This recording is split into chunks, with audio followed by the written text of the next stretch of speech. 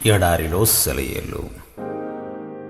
December 14వ తేదీ కొరకు వ్రాయబడిన ఈ భాగాన్ని మీకు చదివి వినిపిస్తున్నది సహోదరుడు పాల్ సుందరం. ఆయన శిష్యులలో ఒకడు. ప్రభువా, యోహాను తన శిష్యులకు నేర్పినట్టుగా మాకును ప్రార్థన చెయ్యు నేర్పమని ఆయన అడిగాను. అందుకయన, మీరు ప్రార్థన చెయ్యనప్పుడు నీ రాజ్యము వచ్చునుగాక అని పలుకుడని వారితో చెప్పాను.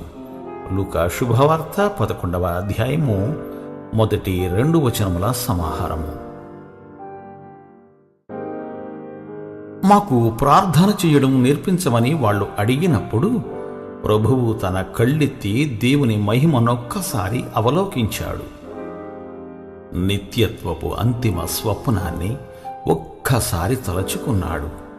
దేవుడు మానవ జీవితంలో చేయ సంకల్పించిన దాని సారాంశాన్ని క్రోడీకరించి ఈ అర్థవంతమైన మాటల్లో ఇమిడ్చి ఇలా ప్రార్థించండి అంటూ ఆదేశించాడు. మనకు సాధారణంగా వినపడే ప్రార్థనకి దీనికి ఎంత వ్యత్యాసముందో చూడండి.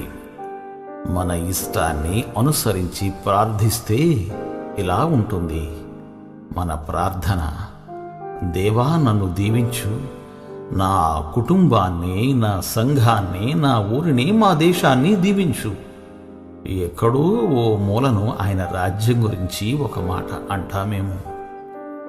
ప్రభు అయితే మనం ఎక్కడైతే వదిలేశామో అక్కడ ప్రారంభించాడు. లోకం గురించి ముందు, మన వ్యక్తిగత అవసరాల తర్వాత అడగాలి. నా ప్రార్థన ఖండాంతరాలు దాటి ప్రతి ద్వీపాన్ని కలుపుకొని ప్రపంచమంతటి కొరకు దేవుని సంకల్పం గురించి, ప్రతి వ్యక్తి గురించి, ప్రతి జాతి గురించి ప్రార్థించిన తరువాత నా కోసం చిన్న రొట్టె ముక్కనిమ్మని అడగమంటున్నాడు. తనకున్నదంతా ఇచ్చేసి తనకు తానే మన కోసం సిలువపై త్యాగం చేసేసిన తరువాత ఆయన మనల్ని ఏదైనా అడగడానికి యోగ్యుడే కదా.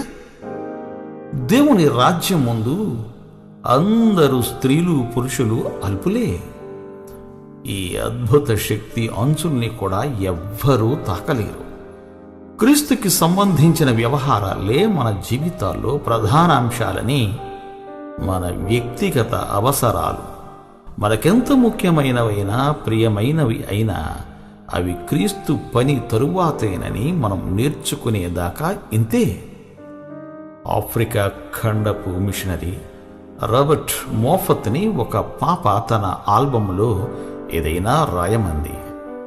ఆయన రాసిన మాటలివి: నా హృదయమే నా ఆల్బం, తుఫాను కమ్మి చీకటి మూసి కాంతి విహీనమైన ఆల్బం. యేసు పేరు దానిపై రాయాలి. ఆ హృదయం ఆయన ముందు మోకరిల్లాలి. సౌందర్య లోకాల్ని వీక్షించాలి. ఇదే నా ప్రియమైన కోరిక. ఆయన రాజ్యం అంతము లేనిదయ్యుండును. లూకా శుభవార్త 1వ అధ్యాయము 33వ వచనము. మిషనరీ పని చేయడం అన్నది ఈనాటి సంఘాలు తరువాత ఆలోచించి తెలుసుకున్నది కాదు. క్రీస్తు ముందుగానే నిర్ణయించి ఆదేశించినది. దేవుడు మిమ్ము దీవించుగాక. ఆమేన్.